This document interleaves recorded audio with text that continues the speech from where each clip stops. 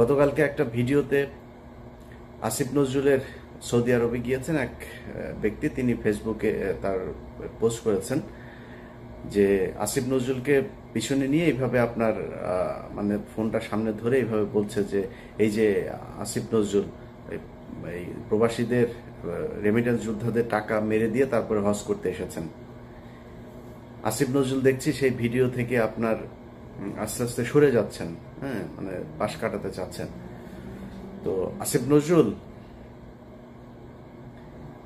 কে ভালো কে খারাপ, কে ঠিক আর কে বেঠিক, এটা আল্লাহ একদিন জাজ করবে।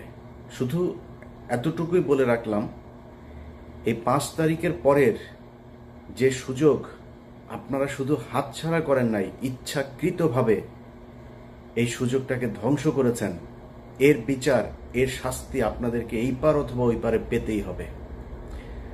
আমি আমার জায়গা থেকে শুরু থেকে এখন পর্যন্ত একটা কথাই বলি, অনেক মানুষের, অনেক নিজের খুব কাছের মানুষজনও ভাই সুযোগ এসছে, কিছু টাকা পয়সার দরকার আছে জীবনে, এরকম ওই 21 টিভিতে যখন কাজ করতাম না, এরকম তখনও অনেক মানুষজন ছিল এরকম বলতো যে টাকা পয়সা বানায় তারপরে করতে। আসলে টাকা পয়সা না মানুষকে বাঁচাইতে পারে না, বিপদে পড়লে ওইখানে আপনি বাঁচতে পারবেন। টাকা মানুষের দরকার আছে, আমরা পৃথিবীর একদম ফেরেশতা, আমাদের মানে কোনো ভুল ত্রুটি নাই, কোনো খারাপ কাজ নেই, এরকম না। আমার জীবনেও খারাপ কাজ আছে, চেষ্টা করেছি। আমাকে যদি আজকের আমি আর ধরেন বেশি না 2012 সালের আমিও যদি সেই গণজাগরণ মঞ্চের আগের আমাকেও যদি আপনি মেলান, আমার মধ্যে অনেক পার্থক্য হয়েছে। ভালো না খারাপ সেটা আল্লাহ জাজ করবেন। চেষ্টা করেছি নিজের সমস্যাগুলো সমাধান করতে। যাই হোক, তো এই যে এখন ধরেন মনে করছেন যে আপনারা ঠিক জায়গায় আছেন, যা মনে চায় তাই করছেন, আপনারা করে যাবেন, কোনো সমস্যা নেই। এটার বিচার একদিন হবে। এই হজ করতে গিয়ে যেমনটা দেখেছেন, এর চাইতে আরো ভয়ঙ্কর অপমান আপনাদের সামনে অপেক্ষা করছে। আমাদেরও সমস্যা আছে, জীবনের ঝুঁকি আছে। আমি মনে করি আমার জীবনের হয়তো বেশিরভাগ সময়ই হয়তো আমার কষ্টে কাটাইতে হবে। কারণ মানে আমার তো ধরেন যারা ভালোবাসে তারা তো সাধারণ মানুষ, তারা তো শক্তি নেই। আমাকে যারা মানে অপছন্দ করে বা যাদের বিরুদ্ধে কথা বলেছে তারা তো শক্তিশালী।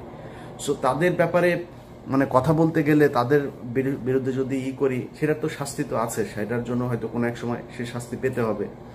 যাই হোক, যেটাই হোক, আল্লাহর কাছে দোয়া করি যেন আল্লাহ ঈমান ঠিক রাখেন এবং মানে ধৈর্য ধরে যেন যে কোনো শাস্তি মোকাবেলা করতে পারি, এতটুকু, এর বাইরে আর কোনো কিছু না। তো আজকে যে বিষয়টা নিয়ে কথা বলতে এসেছি সেটা হচ্ছে, ধরেন গতকালকে একটা দেখলাম, একজন রিক্সা চালক মারা গিয়েছিল। যে রিক্সা চালক সবাইকে ধরে ধরে নিয়ে যেয়ে তারপরে আপনার হসপিটালে দিয়ে আসতো। সেই লোকটার স্ত্রী গত সপ্তাহ থেকে তিনি ভিক্ষাবৃত্তিতে নেমেছেন, ভিক্ষা করে খাচ্ছেন। সমন্বয়ক যে কজন আছেন, যারা ছাত্র নেতা, যারা ছাত্রদের থেকে উপদেষ্টা হয়েছেন, আমি তাদেরকে সরাসরি এই কথাগুলো বলেছি। এই প্ল্যাটফর্মে আমি ওপেন এই কথাগুলো বলতে চাই। দেখেন, ধরেন এই যে ছাত্রদের ভবিষ্যৎটা আসলে কি, তারা কি চায়? তারা যদি মনে করে যে আমাদের হাতে হাজার হাজার লক্ষ লক্ষ কোটি কোটি টাকা আসবে, আমরা এই কোটি কোটি টাকা দিয়ে তারপরে রাজনৈতিক দল গঠন করবো, এরকম দু একজনের কাছে শুনেছি। ধরেন একজনের কাছে টাকা পয়সা চেয়েছে বা কোনো এক জায়গায় টাকার লেনদেন হয়েছে, সেখানে শুনছি যে মানে ছাত্রদের প্রচুর টাকা পয়সা তারা ফান্ড কালেক্ট করার চেষ্টা করছে। এটা রাস্তা না। আপনি কত হাজার কোটি টাকার মালিক হবেন? জামায়াত হচ্ছে ব্যাংকের মালিক, বিশাল বিশাল আর্থিক প্রতিষ্ঠানের মালিক। বিএনপির এরকম নেতা আছে যারা কিনা আওয়ামী লীগের সময়ে যত টাকা মান্থলি ইনকাম করত, তাদের ব্যবসা প্রতিষ্ঠান, ব্যাংক, বিমা কোনো কিছুই বন্ধ হয়নি। এরকম অনেক নেতা আছে। আওয়ামী লীগের পরিবারের সাথে তাদের পরিবারের বৈবাহিক সম্পর্ক হয়েছে। তাদের সাথে আপনারা টাকা নিয়ে পারবেন? কত টাকার মালিক হবেন বলেন আপনি? টাকা পয়সা দিয়ে নতুন করে কোনো রাজনৈতিক দল আপনি দাঁড়ায় যাবেন, এই সুযোগ নাই। কিন্তু একটা সুযোগ আপনাদের হাতে এসেছিল, সেটা কি? এই আগস্টে যেই বিপ্লব হলো, এই বিপ্লবে সারা দেশের মানুষ আপনাদের পক্ষে এসেছিল। এবং আমি নিজেই আমার চ্যানেলে আমি ভিডিও বানিয়েছি। এখন আমি বলছি না যে আমি নির্বাচন চাই, আমি নিজে বলেছি 20 বছর 25 বছর যত বছর মনে চাই ইউনূস সরকার ক্ষমতায় থাকুক, আমরা এখানে উদযাপন করেছি, মনে করেছিলাম যে আমরা বোধহয় স্বাধীন হয়ে গিয়েছি। মিথ্যা, সবকিছুই ভুল ছিল। এই স্বাধীনতার ঠিক আগের যে সময়টা ছিল, সেই সময় আপনাদের সাথে বাংলাদেশের মানুষ যেইভাবে এসেছিল, আপনারা তাদেরকে রাখতে পারেন নাই। কেন পারেন নাই? কয়েকটা, মানে খুব বড় করে 2-3টা জিনিস বলি। দেখেন পরিবর্তনটা হয়েছে কোথায় আমাকে বলেন। আজকের যে বাংলাদেশ, এই বাংলাদেশের সাথে যদি আপনি শেখ হাসিনার বাংলাদেশকে মেলান, মানে কম্পেয়ার করেন, আচ্ছা কম্পেয়ার করলে ধরেন একটা সাধারণ মানুষকে যদি আপনি জিজ্ঞেস করেন তার যে জিনিসপত্রের দাম কিনে খেতে হয়, সেটা কি কমেছে? এটা সমস্যা না। একটা নতুন সরকারের জন্য ধরলাম 1 বছর 2 বছর তারা কষ্ট করবে, কোনো সমস্যা নাই, কষ্ট করুক। কিন্তু সেটার জন্য তো আপনার কিছু করতে হবে, তাই না? একজন মানুষ মনে করেন যে বিদেশে যাবে, তার বিদেশে যাওয়ার জন্য আগে কয় টাকা দিত সে? আগে যদি নাকি মনে করেন সৌদি আরবে যেতে 7 লাখ টাকা, 6 লাখ টাকা, 5 লাখ টাকা দিত, তাহলে আগের সরকারের সমস্যা ছিল, দুর্নীতিগ্রস্ত ছিল, তারা বিভিন্নভাবে দালাল এইসব করে টাকা পয়সা করতো। এই জন্য ইন্ডিয়াতে যেতে লাগে 1 লাখ টাকা, 1.5 লাখ টাকা, আমাদের এখান থেকে 7 লাখ টাকা লাগে। মালয়েশিয়াতে যেতে 60,000 70,000 টাকা লাগে, আমাদের এখান থেকে লাগে 5 লাখ টাকা। ওমান, কাতার, দুবাই, মধ্যপ্রাচ্যের সব দেশে একই অবস্থা। এখন বৈষম্য কাটানোর জন্য বৈষম্য বিরোধী আন্দোলন হয়েছে, মানুষ রক্ত দিয়েছে। সেই বৈষম্য শেষ করার পরে তাদের তো কম লাগবে টাকা, তাই না? আসলেই কি লাগছে? তাহলে এইটার দায় কার?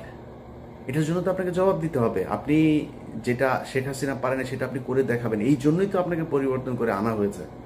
মানে সবকিছুর পর আমি এই যে যুক্তি দেখাচ্ছি, এটাতে আবার আওয়ামী লীগের খুশি হওয়ার কিছু নাই।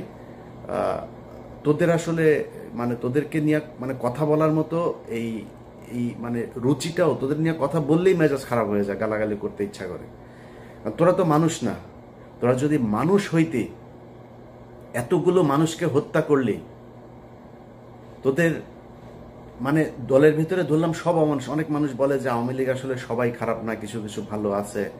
তোদের 5 জন মানুষ তো এক জায়গায় হয়ে বলতে পারতি, তাই না, যে আমরা আসলে শেখ পরিবারের এরা ভুল করেছে, এরা আসলে খুব ক্রুয়েল, এরা করাপ্টেড, এদের আমরা ঘৃণা করি, আমরা দলটা আসলে নতুন একটা আওয়ামী লীগ চাই।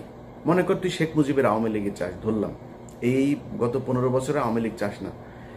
মাপ চেয়েছে কেউ এখনো পর্যন্ত ওদের ভেতরে মিনিমাম কোনো অনুশোচনা, অনুতপ্ত কোনো কিছু না। ওরা আবার করে, আবার আসবে, আবার ওইরকম করবে। এখন ওদেরকে সুযোগ করেও দিচ্ছে, এই সরকারই দিচ্ছে।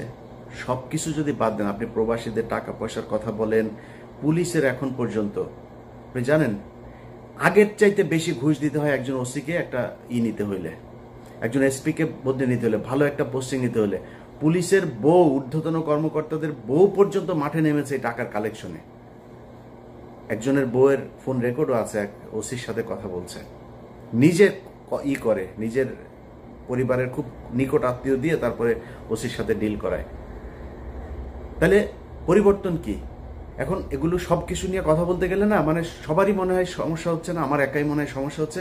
এই কারণে গতকাল আমার ফেসবুকের একটা পোস্টেও দিয়েছি যে খামাখা এত শত্রু বাড়ায় লাভ কি? সবার যেহেতু সমস্যা হয় না, আমার একা একা সমস্যা গেলে আমারও তো ইচ্ছা করে। এই জন্য চিন্তা করেছি যে সবার সাথে মিলমিশ করে তারপরে যা হয় হোক, দেশে যাব, দেশে যায় ভাই আমার ইউটিউবে এখন যে ইনকাম, এখানে বসে আমার ইউটিউবে যদি 5 লাখ 6 লাখ টাকা ইনকাম হয়, তাও তো আমার হয় না, কারণ এখানে তো খরচ বেশি। আমি বাংলাদেশে 2 লাখ টাকা ইনকাম হইলে আমি আরামে বিশাল মানে রাজার মতো চলতে পারবো। আমি কেন এখানে কষ্ট করব? কেন আমি সরকারের সাথে, সেনাবাহিনীর সাথে, পুলিশের সাথে, বিভিন্ন রাজনৈতিক দলের সাথে কেন ঝামেলা করবো? কারোর যেহেতু সমস্যা হচ্ছে না, তাহলে আর কি সমস্যা নাই। এই কষ্ট থেকেই কথাগুলো বললাম। এখন পুলিশ থেকে শুরু করে সব জায়গাতে সমস্যা, সব কিছু যদি বাদ দেন, সব বাদ। আচ্ছা, যেই হত্যাগুলো হইল, এটার ব্যাপারে মিনিমাম একটা যাওয়া দরকার ছিল, জান নাই। এখন এই যে ছাত্ররা মনে করছেন যে আপনারা টাকা পয়সা করে তারপরে বিশাল আকারে একটা মানে এই ফান্ড তৈরি করে তারপরে রাজনৈতিক দল গঠন করবে, নতুন দল। এই মাসেই সম্ভবত আপনাদের নতুন দল আসবে। আপনার দলে মানুষ আসবে কেন আমাকে বলেন? কিসের জন্য আসবে? কোনো একটা কারণ থাকতে হবে তো, আপনি অন্য দলের চাইতে কোন জায়গায় ভিন্ন যেই কারণে আপনার দলে আসবে। সেটা আসতে হলে অন্তত আমি মনে করি দুইটা কাজ করতে হইতো।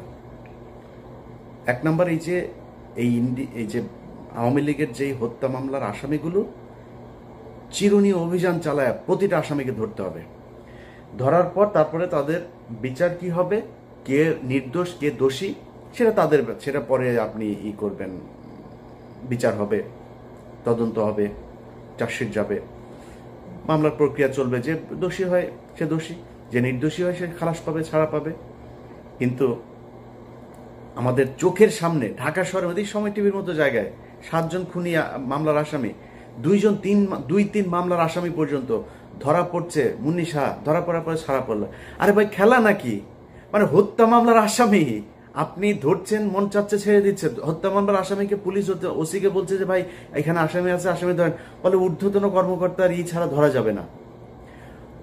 এই যে সিটিটিসি, আপনার এই যে সিটিটিসিতে আসাদুজ্জামান, তারপরে আসাদুজ্জামানের সাথে ওর এক স্টেনও ছিল নজরুল, হ্যাঁ, সে কয়েকদিন আমার নিয়ে ফেসবুকে পোস্টও করেছে। পুলিশের একজন এসআই সে আমার নিয়ে ফেসবুকে পোস্ট করে, মানে চ্যালেঞ্জ করে, তারা ধরতে পারবে না। শুনছি আর আবার এই বিভিন্ন তদবির করে এরা চাকরিতেও ঢুকছে। ডিবি, তারপরে রাব্বানি, গোলাম রাব্বানির ভাই পর্যন্ত এখনো পুলিশে চাকরি করে। কাকে নিয়ে আপনি যুদ্ধ করবেন বলেন? কালকে যদি শেখ হাসিনা বলে যে আমি দেশে ঢুকে যাব, আওয়ামী লীগের লোকজনের যদি, আওয়ামী লোক তো কারোর তো আপনি ধরেন নাই, কয়টা ধরেছেন আপনি?